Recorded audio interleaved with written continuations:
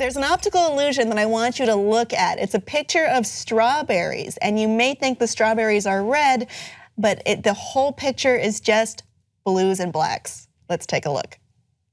So, wow, I am seeing the red hardcore in this. But actually what I did is I took this image onto my computer and I zoomed in and I zoomed and I zoomed in.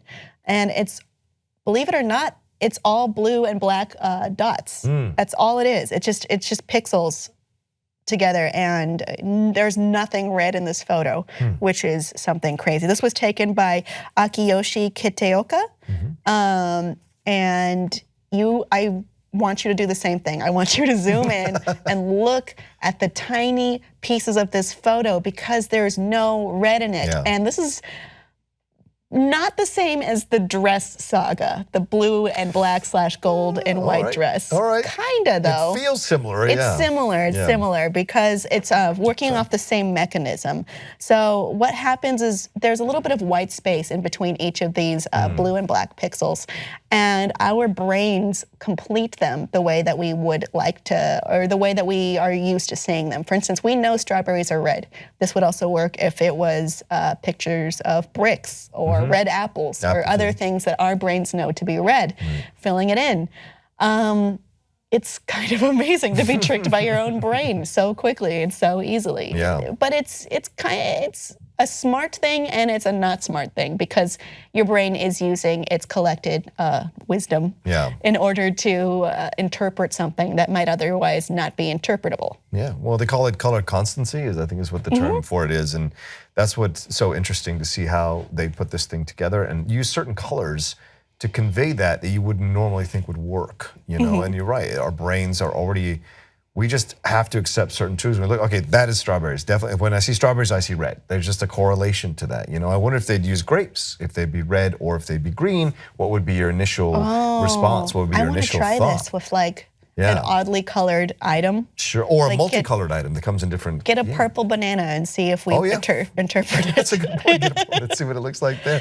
But I love this because this also really shows you the capacity of the human mind to immediately assume something upon, and we see this all the time when people write. You know, we assume a word is there which isn't there. You know, they test you in those kinds of ways because your mind already accepts these truths as they go forward. And I think this is very similar to what we see sometimes, those collages of pictures that are of a certain thing, and then they overall are an overall picture of something else completely. But they're using images from certain things to combine together, and you're like, how do they do that? How do they even know to do that? And that's what's so amazing. And here, this is very clearly something that's meant to explore how your mind conceives, because they talk about, it's about the cones and wavelengths and separation, like you said, the white spaces, all those things factor into this looking this way. And it's an actual picture, though, of actual strawberries on a cake that his wife baked. So there's a real picture where the strawberries are in fact red, but Kitaoka treated this image to make it completely comprised of small blue and black pixels with white space in between, and our brains do process the white space or the void to form this on our own. He did say that he is an experimental psychologist who studies visual illusions as well as makes illusion artworks. This is one of them, and that his wife is the one who made the cake to begin with, and it was tasty. Yeah, I'm sure it was tasty. It looks tasty to me. There's no illusion there. It looks much more appetizing in the original form. But this is really cool. I would like to see more images like this actually, and see what my brain comes up with. Maybe if I see enough of them, I could train my brain to be dumb and not form the no, I hope not. But it's an interesting part of how our brains process imagery and color and context of what we've already learned. Audience, did you think that the image was not red?